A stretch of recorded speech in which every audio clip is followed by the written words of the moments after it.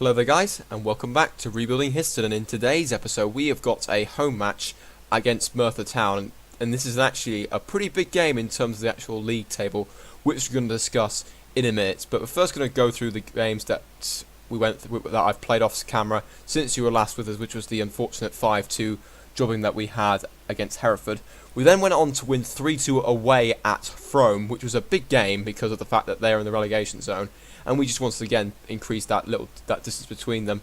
And if we wanted to prove that we were more mid-table or top half team, we needed to win this game. And as you can see, we had a very good start. Ryan Williams scoring after 14 minutes. Then Justin May adding another 2 goals after scoring in the last match against Hereford. So that was 3 goals in 2 games for him, putting us 3-0 up by 73 minutes. Connor Jevan, though, made it a little bit more interesting after 75 minutes. And then in the 84th minute, he scored his second goal, and I thought, oh no, we're going to drop points here. But fortunately, we did hold on, and we were able to come out of the game with an important 3 points. We didn't throw it away. We didn't throw it away like we've done in previous games, which was absolutely fantastic. And we got back to winning ways straight away after the disappointment against Hereford. We then went to play Poole, and we won this game 2-1. It wasn't a very good start for us, though. Jamie Gleeson scored after 4 minutes. And to be honest, we're actually going to have a look at this replay here because, in my opinion, I think this was a goalkeeper interference on this behalf. But we're going to have to wait. We'll have to see what happened. I'm pretty sure it's this game where I thought their goal should not have stood because it was a goalkeeper interference. As you can see, it's a free kick. Chester heads it in, and Gleeson's just right on top of the goalkeeper there. If we can get it on 3D, actually. Okay, see what happens off the free kick. It goes in, Schaefer hits it, and then Gleeson's right in front of the goalkeeper there. And I think, in my opinion, that is goalkeeper interference. And I was not happy when that goal went in, when that goal was given. Because, look, if we rewind here, I'm going to increase the frame here. Gleeson clearly impedes the goalkeeper as the ball is gone towards the net. And so all of a sudden, it's now dropped in front of him, and Gleeson's now on the floor. So in my opinion, that is a foul, and the goal shouldn't have stood. But it didn't matter in the end if we go back into the game. Glider then scored 2 goals.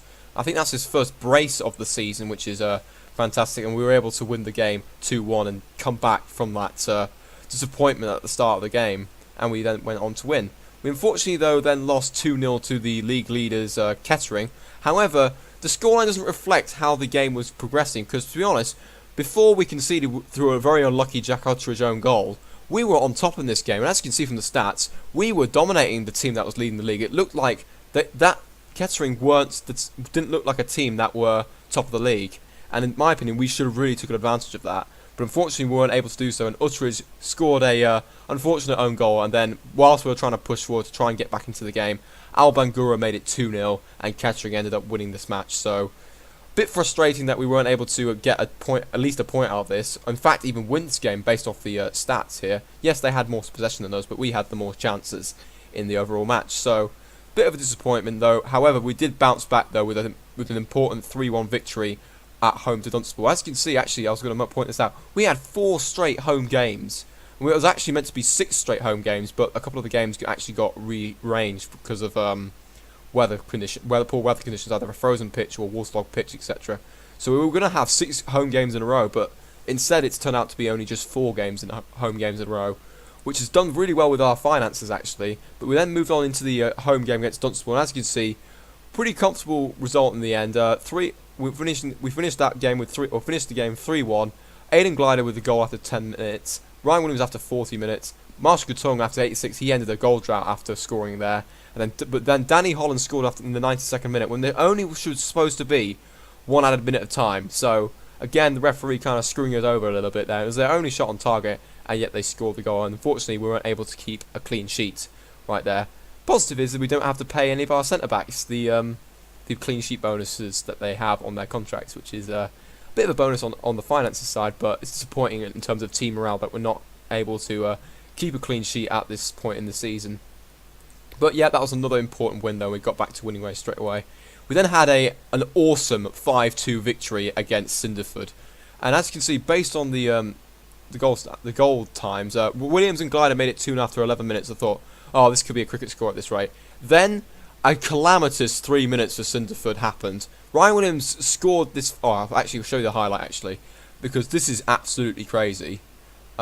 If we can get it up quickly. Right, as you can see here, it's a free kick for the goalkeeper. He just kicks upfield, through wins it back, and Williams takes a shot from about 40 yards, and it goes into the net. And that made it 3-0 at that stage. Then straight away off that kickoff for when Cinderford kicked off after that goal went in, we then went off and scored again. Ryan Williams then scored his hat-trick after 56 minutes.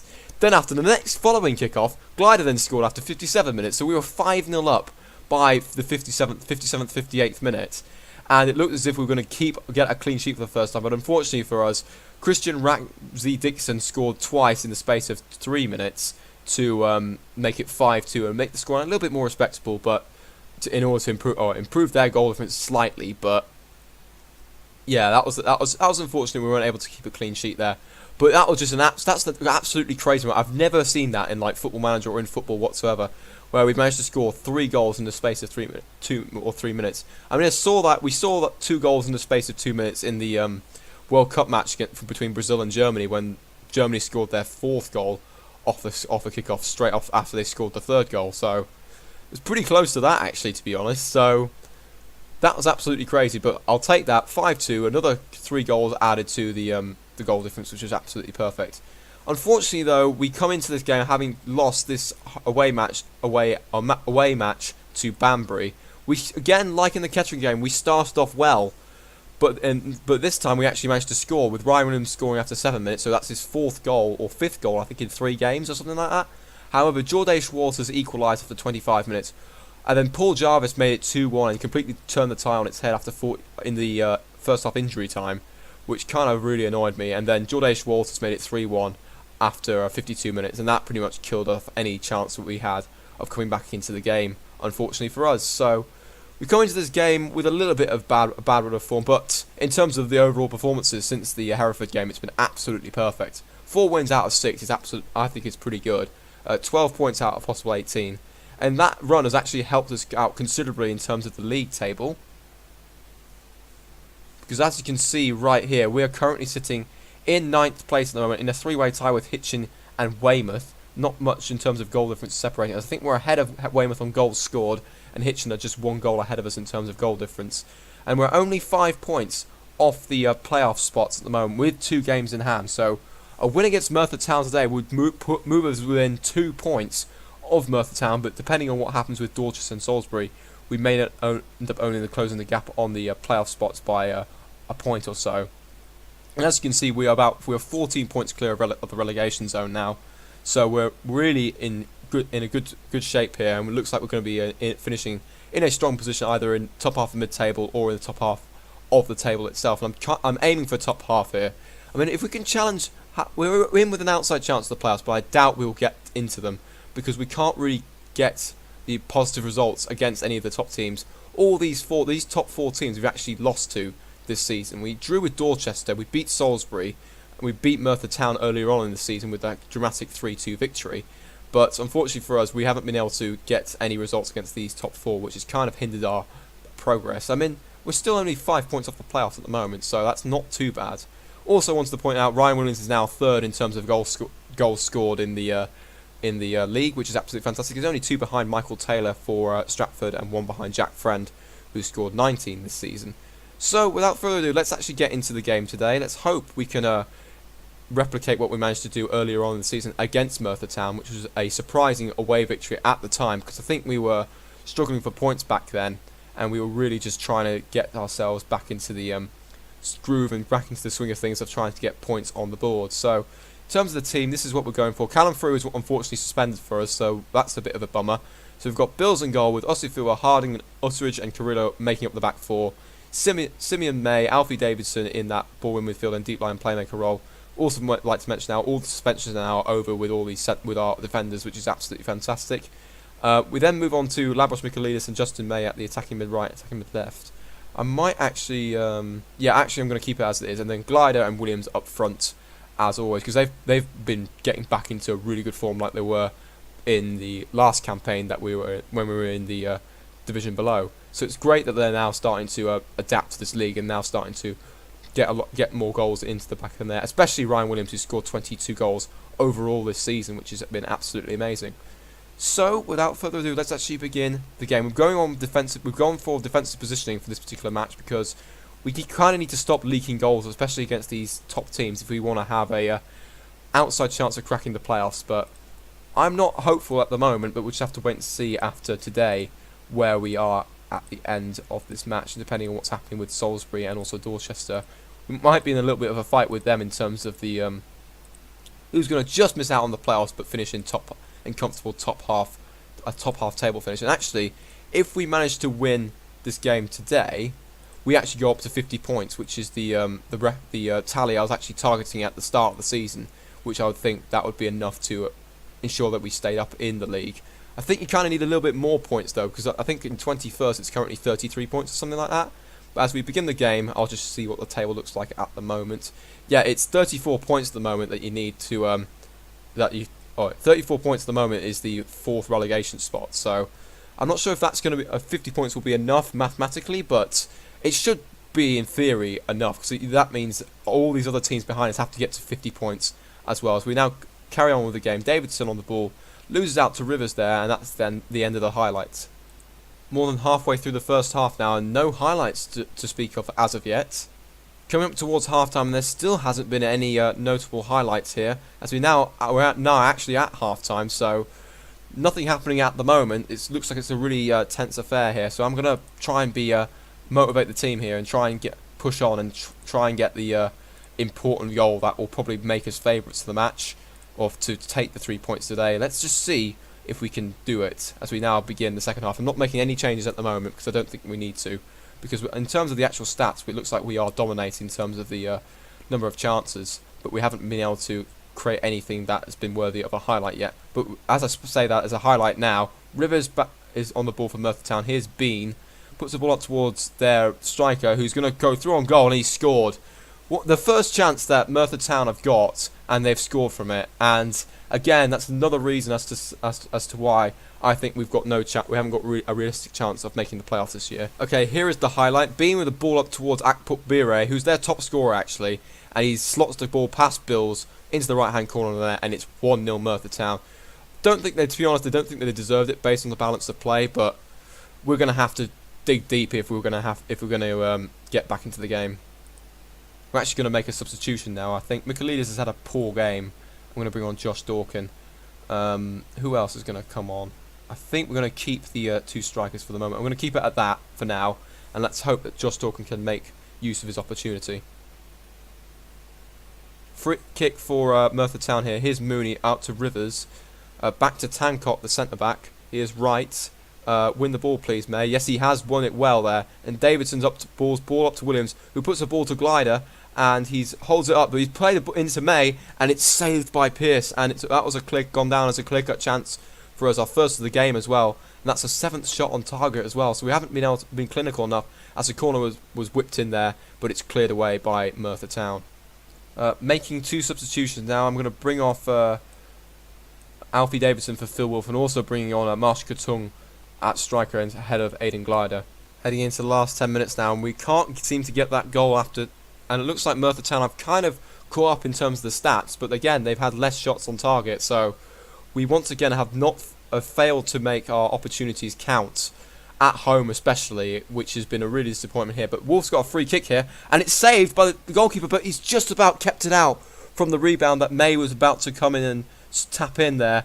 Oh, we could have really had snatched a point there, but unfortunately for us that has not gone in. It looks like that's going to be the end of the match, as we've got 20 seconds remaining for us to hoof the ball upfield here. Bills is now on the ball for us, just venturing out of his goal, clears it up towards Williams, who wins the header though, but it's won back again by Merthyr Town. Here's Williams on the ball coming forward, but it's won back well by the Merthyr Town defence, and there's the end of the game. Really unfortunate result here, and we have gone down and lost this game. I am going to tell them off though, because we have let the team down, let ourselves down here today with the amount of chances that we've had. We had 2 good chances there, one at the end there, and then Justin May's chance earlier on in the match, which was our clear-cut chance after Merthyr Town did score. And unfortunately for us, that's actually dropped us down into 12th place. So I think our chance we're now 8 points behind 5th place at the moment, so I doubt we've got any chance of making the playoffs as we head up towards the. We're now as we've got about 15 games to go. Yes, it's still mathematically possible, but I just don't think it is realistically possible. Okay, in terms of the actual game we're going to be doing in the next episode, we're actually going to have 2 more episodes for the end to cover the rest of the season. So I'm going to go and do this Hitchin game away from home, and then we're going to do the Hayes and Yelling game right at the end of the season. So that will just make sure that we get to the end in the next 2 episodes, which will mean we can then start off the 2018-19 season, and hopefully we can have a little bit more of a better season than what we've had at the moment. Obviously, we are targeting to try and get ourselves as high up the league as we possibly can this year, but then next year is arguably our best chance to improve even further and get ourselves up, hopefully up into the promotion hunt and possibly the playoff and promotion hunt, and hopefully get up to the official Football Manager leagues that in the National League North or the National League South. But before we end the episode, we're actually going to have a quick gander at the other leagues higher up in the divisions. We'll start off with the Premier League. So at the moment, Manchester City are leading the way ahead of Arsenal, Liverpool and Manchester United. West Ham currently sitting in 5th with Leicester in 6th. So Leicester continuing to do well, unlike what they've been doing in real life. Tottenham, Stoke, Chelsea down in 9th place. Newcastle doing very well on their return to the top flight. And at the bottom at the moment, we've got Crystal Palace, Huddersfield and Leeds. Leeds all the way down on only 13 points there. They're only 2 points ahead of what Derby managed for the entirety of the 2007-2008 season. So it's not been a good year for Leeds at the moment, which is positive in my opinion because I don't really like Leeds. They still have Gary Monk though in charge at the moment. He must have done an absolute blind to get them up into the Premier League. In the Championship, we've got Norwich City leading the way with Reading in 2nd. We've got Hull, Fulham, Nottingham Forest. Oh goodness me, that's not good. And then Aston Villa in the playoff spot with Middlesbrough just outside it at the moment. Reading looking to return to the Premier League after a 5-6 year absence, and Norwich also looking to return to the Premier League after being relegated back in 2016. My team, Derby, aren't doing that well again, down in 16th place, underachieving quite considerably at the moment. They were up in the playoffs a bit earlier on in the season, so it's really frustrating to see them down there. Brighton, Birmingham and Port Vale in relegation zone. Brighton in the relegation zone. Considering the fact that they are top of they're second, pretty much top of the Championship at the moment. And look at that, Sunderland down in 19th. They've had a disaster since they've been relegated from the Premier League. Port Vale in a bit of a pickle at the moment at the bottom of the league. I think they were quite lucky to get promoted into the Championship, but it was a bit of a tall task for them to stay up in the league. I just hope that they don't get completely screwed over next season. In League One, we've got Preston and Millwall. Preston miles ahead of Millwall at the top of the league, and we've got Peterborough, one of our affiliate clubs, just 2 points behind Millwall, challenging for automatic spot. We've got Bradford City in 4th, just behind Peterborough, and then we've got a bit of a gap between them and Bury, Leyton Orient and Oxford, and there's a massive scrap for the playoff spots between Bury, Leyton Orient, Oxford, Northampton, MK Dons, Rotherham at the moment. And down at the bottom we've got Luton, my other team I support, Rochdale, that's not very good, and Southend and Crewe again being cut adrift. That's quite an interesting thing that the top 3 divisions have got the bottom team is pretty much cut adrift and has pretty much no chance of staying up unless they go on a ridiculously good run of form towards the end of the season. In League 2, we've got Portsmouth running away with it at the moment. They are 12 points clear of Colchester and Exeter, who are also in a league of their own at the moment. There's 5-point gap between 3rd place Exeter and 4th place Blackpool. At the moment in the playoffs, we've got Blackpool, Chesterfield, Cambridge, another affiliate club of ours, Newport County as well, with Stevenage, Doncaster and Crawley Town on the outside at the moment. Notts County and Barnet not too far away as well.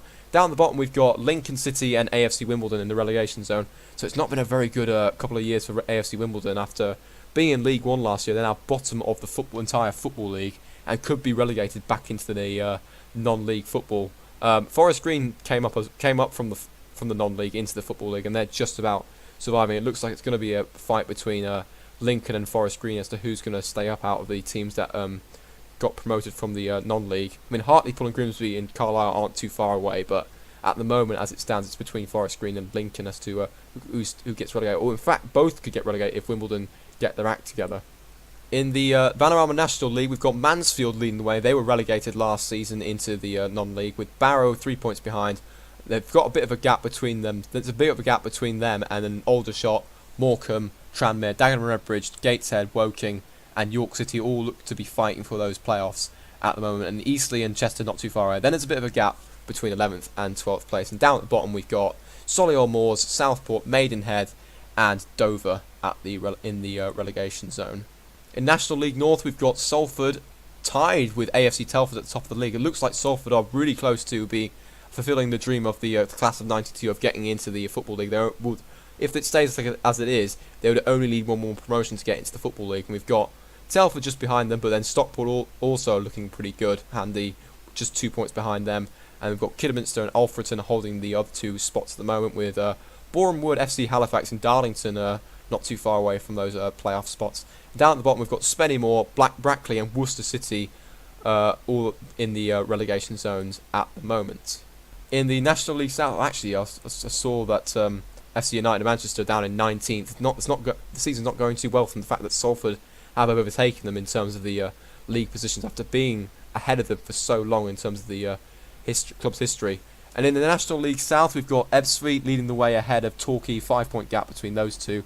Margate, Bath, and Welling currently in the playoffs, with Maidstone, Dulwich Hamlet just outside as well. They were promoted from the Southern Premier League or Northern Premier Division, one of those divisions, but they're doing pretty well for their first season in the National League South. At the moment, we've got Hampton and Richmond, the team that beat us in the FA Trophy, Concord Rangers and Western-super-Mare it's occupying the relegation zones. It's Merthyr Premier Division. That's what that looks like. Kings Lynn at the bottom. They're a pretty close rival to us, but they're not doing very well. They're 16 points away from the relegation zone. But Havant and Waterlooville are leading the way. I remember when they played Liverpool. I think it's about 10 years ago in virtual time. It's about 9 years ago now since they played Liverpool at Anfield. They actually took the lead a couple of times in that game, but they unfortunately weren't able to come out with a result. That's the league that we're currently sitting in. Frome not too far away from St Neots now after so that relegation scrap is going to be very, very interesting towards the end. We've got the Northern Premier Division as well. It's Stallybridge currently leading the way, with Buxton, Workington, Blythe and Gainsborough looking to bounce back from their relegation. The Lugia will be happy to see them get back up into the National League South or National League North. At the bottom, we've got Spalding, Shaw Lane, Sutton Coldfield and Glossop, with Giant Killer, a sleeping Giant Killer, FA Cup Giant Killer Stourbridge currently sitting in 14th place. Let's have a quick look actually at the league that we were in last year. You guys can have a look at these other leagues if you guys would like. Yeah, Southern League First Division Central, Peterborough North Star. They were a new team that was promoted into that division, so that looks like they're going to be coming up to the Southern Premier League next year. Ashford Middlesex, another team that's also was new, was Corby Town.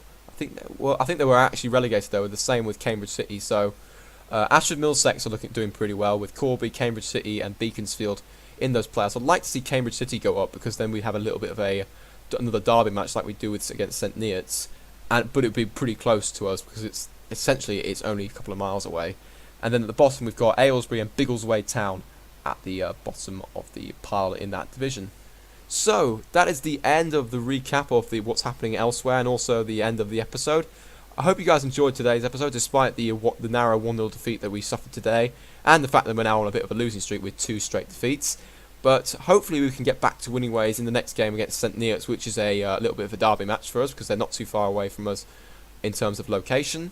But let's hope we can get back to winning ways. We've also got a couple of good games that we could probably win. AFC Kempston as well is in there. Poole as well, away, who managed to beat in that little run that we've been on. But the next game you guys will see will be this away match against Hitchin. So I hope you guys enjoyed this episode. If you did, please leave a like, comment, subscribe for more FM content. And I will see you guys for the next episode, which will be the away game against Hitchin Town. So until then, see you later.